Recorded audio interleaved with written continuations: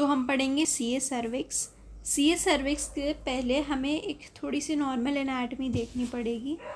तो ये है हमारा यूट्रस, यूट्रस की बॉडी। फिर उसके बाद आ जाएगा यूट्रस के बाद आएगा सर्विक्स, सर्विक्स के बाद आएगा विजाइना। काफ़ी टाइम लोग कंफ्यूज होते हैं कि सर्विक्स और विजाइना में थोड़ा कंफ्यूज होते हैं। तो जैसे ये है यूट्रस, ये वाला पार्ट जो है ये सर्विक्स हो गया और ये वाला पार्ट जो है ये विजाइना वाला हो गया। अब इसमें हमें ध्यान रखना है कि ये सर्विक्स वाला पार्ट है। कौन सा? ये वाला पार्ट सर्विक्स वाला है। तो ये जो है ये इंटरनल ऑरिफिस, या हम इसे कहते हैं, हम इसे एक्टो सर्विक्स कहते हैं।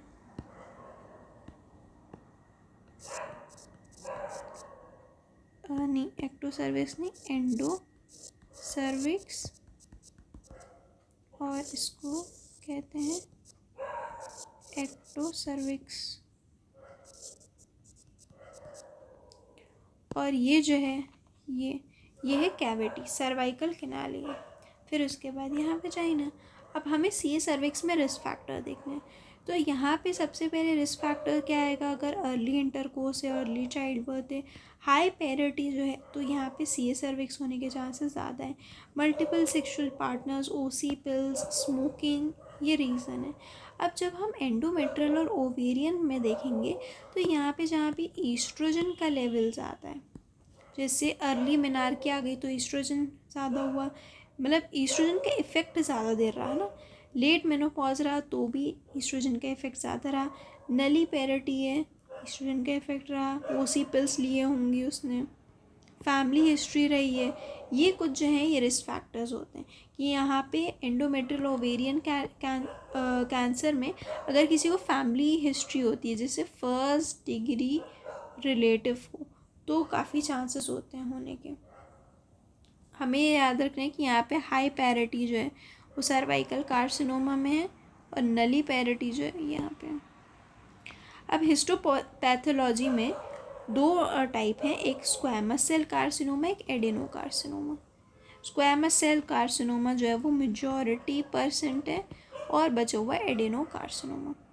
अब स्क्वैमस सेल कार्सिनोमा जो है वो थोड़ा हमें सुपरफिशियली दिख जाएगा, पर एडेनो कार्सिनोमा जो है वो एक्टोसर्वाइकल ग्लैंड से डेवलप हो रहा है। एंडोसर्वाइकल ग्लैंड, तो ये एंडोसर्विक्स है, तो यहाँ से कहीं से डराइव होगा। और ये तो अपना ये स्क्वैमस वाला तो यहाँ थोड़ा बाहर होगा, तो एंडोसर्विक्स वाले को डायग्नोस करना थोड़ा मुश्किल है। इसमें भी 3 टाइप्स हैं स्क्वैमस सेल कार्सिनोमा में, large cell keratinization, large cell non keratinizing और स्मॉल सेल टाइप। ये 3 इसमें टाइप्स हैं स्क्वैमस सेल कार्सिनोमा के अंदर है। अब मोड ऑफ स्प्रेड जो है वो सब में हम कोई से भी सीए पढ़ते हैं तो हमें यही मिलता है।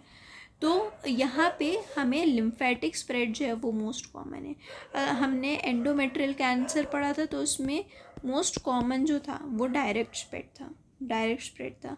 अब यहाँ पे हम प्राइमरी और सेकेंडरी लिम्फ नोड्स देखने होंगे। तो सबसे पहले प्राइमरी में आ जाएंगे इंटरनल और एक्सटर्नल लिम्फ नोड्स, फिर ऑब्ट्यूरेटर आ जाएगा, सेक्रल और पैरामेट्रियल लिम्फ नोड्स आ जाएंगे।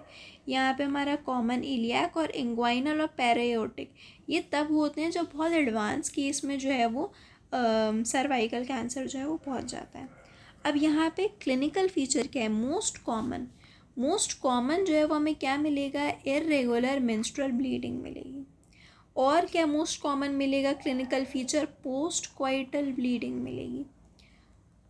कभी कभी पेशेंट्स में जैसे सर्वाइकल ओवर ग्रोथ हो गई है तो यहाँ से कोई चीज़ निकल नहीं पा रही, तो यूट्रस के जो डिस्चार्ज हैं यहीं के यहीं रह गए, तो इसकी वजह से पायोमेट्रा हो सकता है।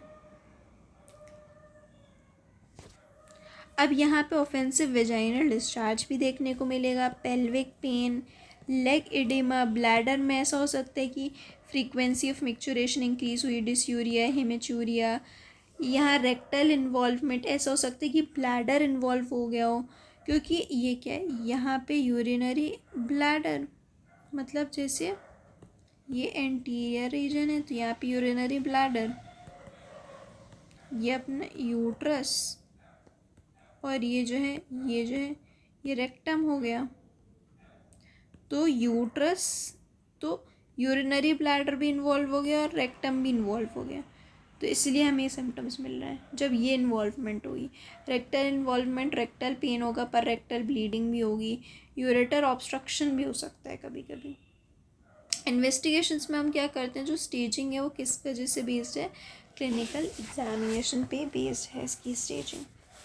तो हम पर स्पेकुलम, जब भी हमें सर्विक्स को एग्जामिन करना होता है हम पर स्पेकुलम करते हैं, CT, MRI, पेट स्कैन कराएंगे। बायोप्सी यहाँ पे क्या कराएंगे, वेज बायोप्सी। वेज बायोप्सी मतलब एजेस से बायोप्सी लेते हैं, क्योंकि अंदर बीच में जो है वो नेक्रोसिस है, तो इसलिए साइड से लेंगे। यहाँ पे स्टेजिंग प्रोसीजर्स अलाउड बाय फीको। तो यहाँ पे क्या फीको के क्या स्टेजिंग प्रोसीजर्स हैं, तो लिम्फ नोड पैल्पेशन करना है, तो लिम्फ नोड पैल्पेट करेंगे तो क्या होंगे, एनलार्ज दिखेंगे। कॉल्पोस्कोपी कर सकते हैं कि कोलोन इन्वॉल्व हुई है, ये पता चल जाएगा। हिस्ट्रोस्कोपी, सिस्टोस्कोपी हम किस लिए करेंगे, यूरिनरी ब्लैडर इन्वॉल्व हो गया इसलिए। बायोप्सी हमने देख लिया है कि वेज बायोप्सी करेंगे, और एंडोसर्वाइकल क्यूरेटाज कर सकते हैं। यहाँ पे हम प्रोटोस्कोपी क्यों करते हैं, प्रोटोस्कोपी पर रेक्टल एग्जामिनेशन, प्रोटोस्कोपी जो है वो हम देखते हैं कि रेक्टल इन्वॉल्वमेंट है कि नहीं है। ठीक है, अब यहाँ पे चेस्ट एक्सरे क्यों कराया, क्योंकि जो हम आगे स्टेजिंग पढ़ेंगे ना, तो उसमें जो सबसे आखिरी स्टेज है उसमें क्या होता है, ये दूसरे ऑर्गन्स में फैलने लगता है, तो ये लंग्स में चला जाता है। तो ये चेस्ट एक्सरे करके हम ये देखेंगे, कहीं बोन में चला गया है, कहीं हाइड्रोनेफ्रोसिस हो गया और लार्ज वॉल इन्वॉल्वमेंट हो गया हो, आसपास की चीज़ों में फैल गया हो। अब हम देखेंगे स्टेजिंग। तो स्टेजिंग में सबसे पहले फर्स्ट स्टेज में जो है ये अपनी जहाँ जो लोकेशन है वहीं पे कन्फाइंड रहेगा। हम क्या पढ़ रहे हैं, CA सर्विक्स, तो ये सर्विक्स में ही कन्फाइंड रहेगा। और फिर आ जाएगा 2, अभी हमने 1 देख लिया, अब आ जाएगा 2। तो इसमें क्या आ जाएगा, अपर 2/3 ऑफ द विजाइना, ये देखो अपर 2/3 ऑफ द विजाइना जो है ये इन्वॉल्व है। 2A में, 2B में क्या है, पैरामेट्रियम्स जो हैं वो इन्वॉल्व हैं। अब 2B में फर्स्ट और 2B2 जो है इसमें 4 सेंटीमीटर से कम है अगर लीजन, 4 सेंटीमीटर से ज़्यादा है। 3 में क्या है कि अगर अपर और lower third of the vagina involve है।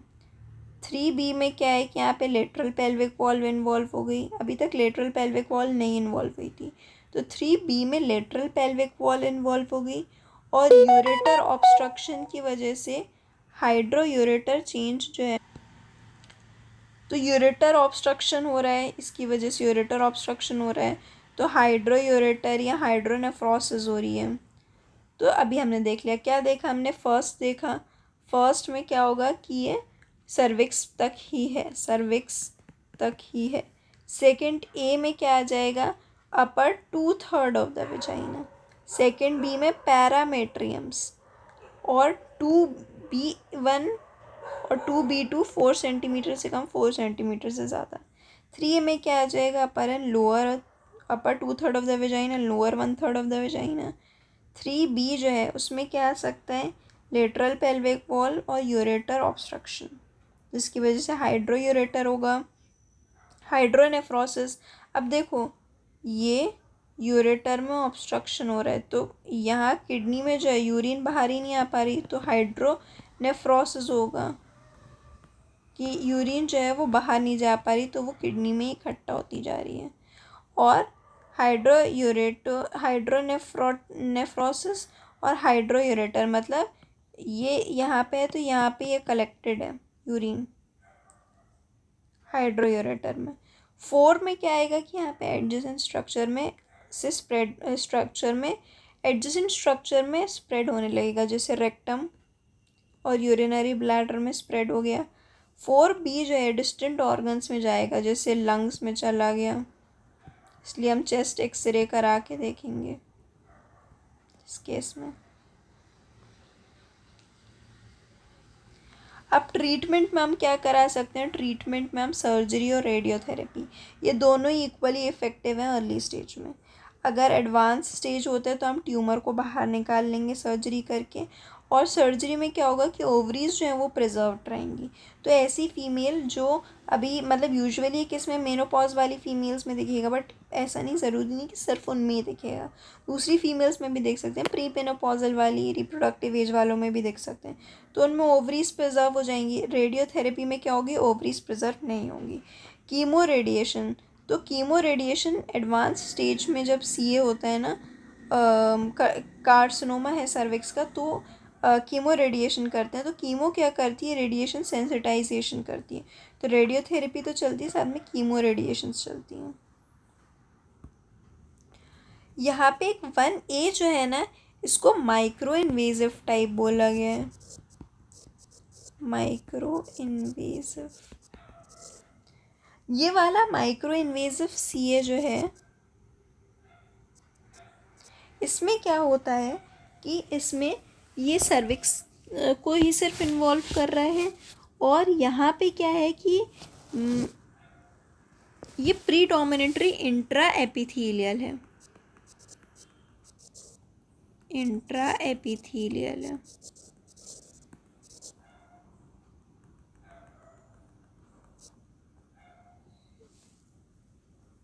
तो यहाँ पे जो बेसमेंट मेम्ब्रेन है ना, वो डिस्टर्ब नहीं हो रही।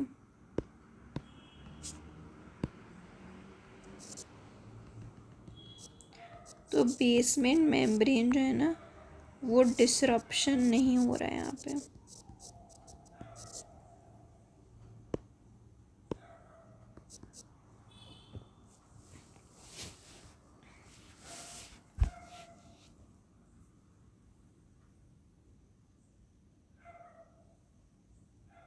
तो यहाँ पे जो सिम्टम्स हैं वो क्या होंगे, मोस्टली यहाँ पे जो सिम्टम है वो क्या होंगे, एसिम्टोमेटिक रहेगा।